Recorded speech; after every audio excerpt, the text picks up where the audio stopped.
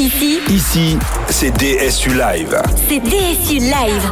Enjoy DSU Session. Il y a toujours au stade de la Libération de Boulogne-sur-Mer pour le salon de l'information jeunesse, hein, Maxime. Et donc, dans la suite de nos invités, on va accueillir un opérateur important sur le territoire, pas que de Boulogne, mais même du pays boulonnais quand même, faut le reconnaître. C'est un acteur majeur de l'emploi, de l'aide à l'emploi. Et donc, ils ont une particularité sur la jeunesse. Hein, donc, c'est l'ami du Boulonnais. Et pour nous en parler, il y a Mickaël. Bonjour, Mickaël. Bonjour, Nicolas. Et il y a Aude. Hein. Bonjour. Donc, un peu de timidité au départ parce que c'est le premier exercice, mais c'est pas grave. On s'habitue vite. Hein. Mais ce qu'on se disait avec Maxime, on connaît l'ami du Boulonnais, hein, la maison de l'emploi auparavant. Mais est-ce que quelqu'un pourrait, en 1 ou 2 minutes, un petit speech là, de présenter ce que c'est que l'ami du Boulonnais de façon très générale? Peut-être Mickaël. Allez. Alors, oui, donc l'ami du Boulonnais, c'est l'issue de la fusion entre la mission locale et le Réussir Ensemble, qui regroupait avant la Maison de l'Emploi et le PLI. Donc ça fait plus de 2 ans maintenant qu'on est fusionné. Donc on est basé. Ça a permis de mutualiser les offres de services des 2 structures.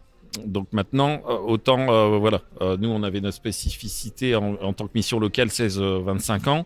Maintenant, c'est tous les demandeurs d'emploi, de tout âge, grâce à la fusion avec Réussir Ensemble. Mais là, on est au salon de l'information jeunesse. Alors, l'ami du Boulonnais, là, vous disiez, Mickaël, que c'était l'ensemble de début jusqu'à point d'âge, presque à la rigueur. Mais qu'est-ce qu'il y a de spécifique sur la jeunesse? Alors peut-être Aude qui est plus ou pas à ça alors? En fait, moi je m'occupe du contrat engagement jeune, donc qui est un nouveau dispositif. Et là depuis le mois de mars 2022. Et donc en fait, moi j'accompagne les jeunes. En général, on part sur 1 an d'accompagnement. On les reçoit, on doit les suivre vraiment régulièrement. C'est un accompagnement intensif et personnalisé surtout. Donc en fait, on les reçoit d'abord en entretien et ensuite on peut leur proposer des ateliers en fonction de leurs besoins. Donc ça va des techniques de recherche d'emploi classiques, on peut leur proposer du sport, de la sophrologie, de la cuisine. Il y a des ateliers sur l'équilibre alimentaire, il y a des débats ciné, c'est assez large. Et en fait, on fait en fonction de leur personnalité, de leurs besoins, de ce qu'on ressent en fait dans un premier temps. Et puis le but, forcément, c'est de les mener soit un contrat d'apprentissage, soit une formation. Parfois, il y en a qui retournent à l'université ou alors un emploi. Donc, Mais en quoi les activités, la sophrologie, la cuisine, la technique recherche d'emploi, je vois un peu, pour rechercher de l'emploi, à quoi ça peut servir. Le sport, peut-être, mais cuisine, sophrologie, c'est quoi? Pourquoi c'est de mettre ça qui est un peu atypique? Hein, oui, c'est atypique. En premier. Moi, j'aurais pensé à des rédactions de CV oui. basiques, mais pourquoi c'est important, Aude ou Mickaël? En fait, on s'aperçoit que avant de leur trouver une formation, un emploi, etc., des fois, il y a des freins à lever, comme la confiance en soi, le stress, ils sont très stressés. Et du coup, c'est vrai que la sophrologie, les ateliers cuisine qui peuvent paraître atypiques, peuvent aussi leur permettre d'apprendre à parler à d'autres personnes, d'acquérir un esprit d'équipe. Et on peut aussi observer leur savoir-être. Parce que ça, les employeurs le demandent de plus en plus. Ouais. Et du coup, à travers ces ateliers, on les observe. Ça permet de le sport, c'est trouver... pareil. Voilà. Et après, de voir, de les conseiller sur certaines choses. De savoir s'il faut travailler plus un point ou un autre domaine. Tout à fait. Mais après, je pose une question peut-être à Mickaël. Comment les jeunes viennent à l'ami du Boulonnais, ou moins sur ce dispositif-là? Comment vous allez les chercher? Ou est-ce qu'ils viennent spontanément? Où il y a vraiment, parce qu'on dit, parfois le jeune, il faut qu'il est dans son canapé, il y a des stéréotypes qui existent, mais le jeune est engagé, il a des envies. Comment on va chercher le jeune quand on est un conseiller de l'accompagnement jeunesse? Comment on va le chercher? On frappe à sa porte? Comment on le trouve? Disons que si le jeune ne vient pas de lui-même, après, s'il est orienté chez nous, c'est via des partenaires qui nous connaissent, qui orientent vers Pôle emploi ou l'AMI. Après, on a justement un dispositif spécifique là depuis plus de 2 ans qui s'appelle pic repérage des invisibles. Donc justement, où on a 2 collègues qui travaillent à aller dans les quartiers, aller au-devant des jeunes, justement, qui sont sans solution, qui ne sont pas identifiés chez nous, pour justement leur parler de notre offre de service et de justement... Mais comment on aborde justement, là vous allez dans un quartier, alors les invisibles c'est bon un terme que j'aime pas trop parce qu'ils sont visibles dans le quartier, peut-être nous qui sommes un peu moins malvoyants, mais c'est le fait de sortir, ça permet de corriger notre dioptrie, c'est ce qui est pas mal.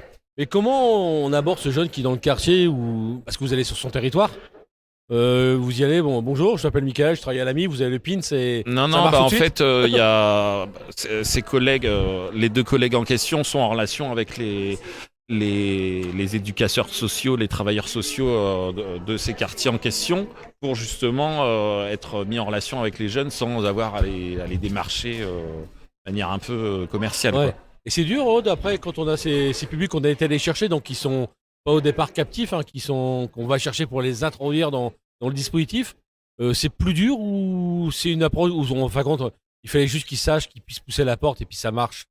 Alors non, c'est pas c'est pas évident parce qu'il faut justement capter leur intérêt. Des fois, ils ont pas envie du tout. Donc justement, c'est pour ça qu'il faut, je pense, les intéresser à travers des ateliers différents. Et c'est pour ça aussi, je pense que le parcours, c'est intéressant parce qu'il est vraiment personnalisé et individualisé parce que tous les jeunes n'ont pas les mêmes besoins. Et parfois aussi, on se rend compte qu'ils ont quitté l'école très tôt. Et du coup, c'est à nous aussi de les orienter aussi vers des remises à niveau, etc. Mais non, c'est pas évident. Et c'est quoi le plus gros besoin qu'ont les jeunes, les jeunes que vous côtoyez, Michael, c'est quoi ce qu'ils ont le plus besoin ou ce qu'il faut vraiment travailler le plus? Selon façon moi, générale, hein. Le savoir-être. C'est-à-dire quoi? C'est quoi le savoir-être aussi? On dit plein de choses, le savoir-être, le savoir-faire. Mais vous imitez quoi derrière le savoir-être qu'il faut travailler par exemple? Tout ce qui est ponctualité, le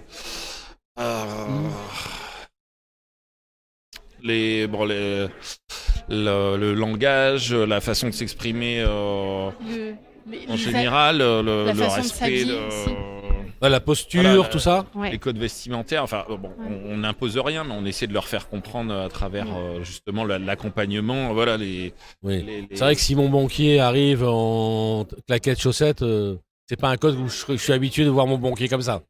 c'est ça. Après, voilà, C'est un très bon banquier.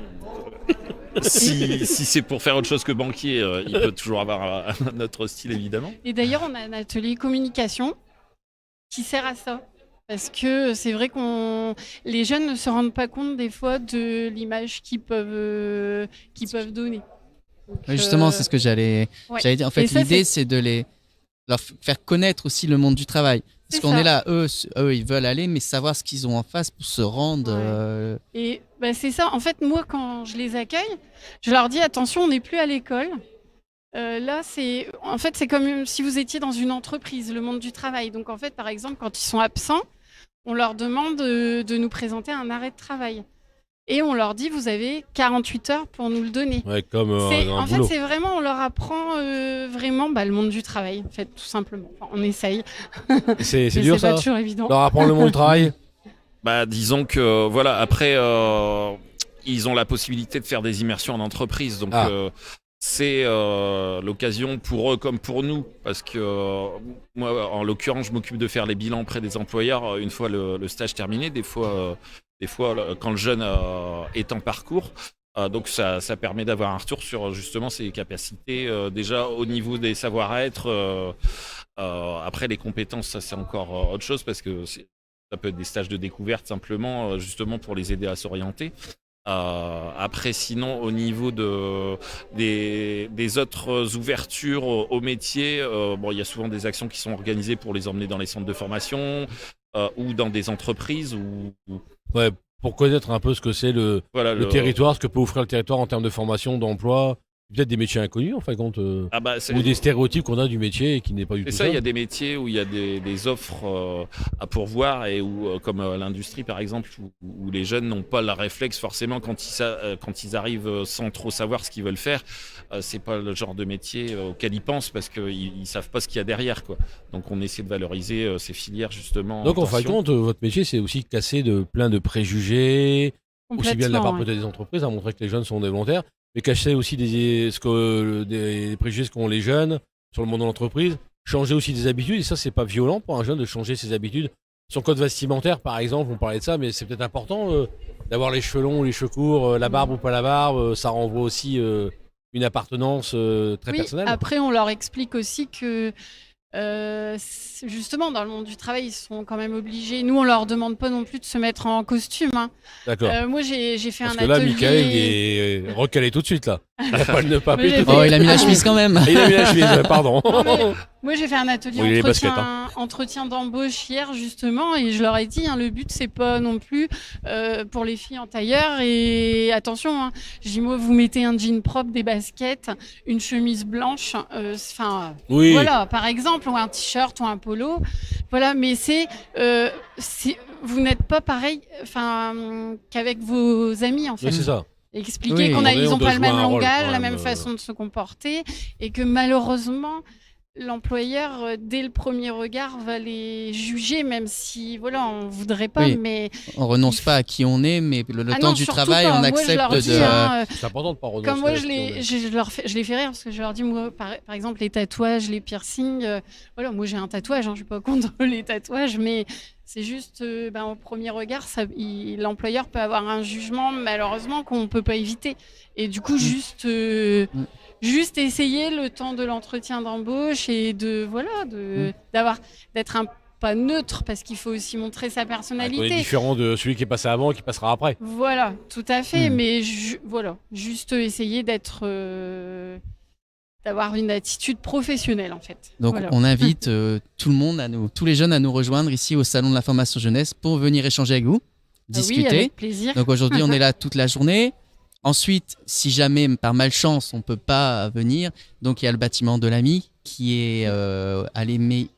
C'est 10 à l'Éméhul. 10 à l'Éméhul, voilà. Je suis pas totalement Au fou, chemin hein. vert, tout à fait. Ah, Au chemin vert, Voilà. Place Vignon, un bâtiment, Un bâtiment, on le voit. qu'on repère de loin, qui est magnifique. Ah, il est Oui, magnifique. tout rénové, donc Ah non, on il peut est pas très passer à joli. côté. Même déjà, rien qu'aller voir le bâtiment et pousser à la porte, vous verrez, c'est sympa. Alors, si je peux ajouter, hein, parce que voilà, nous on a, parce qu'on parlait du public jeune, voilà, nous on peut voilà les orienter aussi s'ils ont des questions de logement, s'ils ont des questions de santé, des aides à la mobilité. Vous prenez le jeune dans son ensemble, Dans et l'ensemble. Voilà. pas que par le pli emploi, Ah la non. fenêtre emploi, il sera que dans Voilà, l'emploi. Attention, tous les généralement, l'un ne va volets, pas sans voilà, l'autre. il y a aussi la citoyenneté, le sport, enfin voilà, il y a. Le jeune dans son ensemble. Voilà. Vous tronçonnez On pas le jeune en prend morceaux. et Non, voilà. non, Et on essaye de. Vous risquez C'est rien, lui les qui nous guide finalement vers. Voilà. Bah, il est le plus disant de lui-même. C'est ça. Voilà. On s'adapte et on essaye de résoudre dans la mesure du Ouais. possible tous C'est les aussi problèmes qu'ils une peuvent première pierre, une rencontrer. deuxième, et puis Voilà. voilà ce qu'on disait tout à l'heure avec Action Logement. Parfois, le premier frein, c'est le logement. Et après, ça va débloquer des trucs aussi. Être à la rue et se présenter à un emploi le lendemain, Bah, je suis pas sûr voilà. d'être propre, la chemise blanche ou n'importe quoi. J'ai grand chance de me faire Mais, recaler. mais voilà, mais c'est pour ça que c'est pas évident et qu'il faut commencer par le commencement. En tout cas, Tout simplement. ils poussent la porte de l'AMI. Voilà, ce sera leurs amis. L'AMI, il y aura une équipe qui va accueillir le jeune sans condition, Voilà, sans jugement. tout à On fait. le prend voilà, comme il est, hein, comme dirait Voilà. une certaine marque. Il vient comme il veut. Voilà. Et voilà, il y aura quelqu'un pour l'accueillir et il trouvera chaussure à son pied. Ce sera Voilà. étape On par fera étape, ce sera tout, pas hein. le même profil. Il faut pas non plus se dire, avec un tel ça n'a pas marché. Bah ouais, c'est tellement personnalisé que peut-être ça va. Voilà, il faut oser pousser la porte en tout cas. Voilà. Ce qui Il y est aura une solution. important à savoir aussi, c'est que voilà, on a des permanences dans la plupart des communes du Boulonnais, donc sur le secteur de Boulogne et alentour, aussi la communauté de communes d'Èvres-Samé et aussi de Marquise. Autour de Terre des Deux Marquise, Caps. donc Terre des Deux Caps, tout à fait. Donc voilà, il y a des conseillers qui animent des permanences toutes les semaines dans ces Chaque communes-là. jeune peut trouver l'ami du Boulonnais presque au pied de sa C'est ça. porte. C'est ça. Voilà. pas Presque. Pas très loin. Sur la place du village. voilà, Allez. qui ne croient pas qu'il faille aller qu'il faille- systématiquement Tourméhul pour D'accord. être suivi. Ok. Mais en tout cas, merci bien Michael, merci bien Aude, Aude. pour ces éclairages. Merci à vous. Donc, vous êtes Merci. présents jusqu'à 16h30 sur le salon. Pas hésiter, et après les méhules, on pourra trouver tout ça.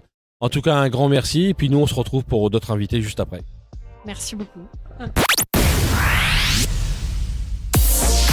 Ici, c'est DSU Live. C'est DSU Live. Enjoy the association.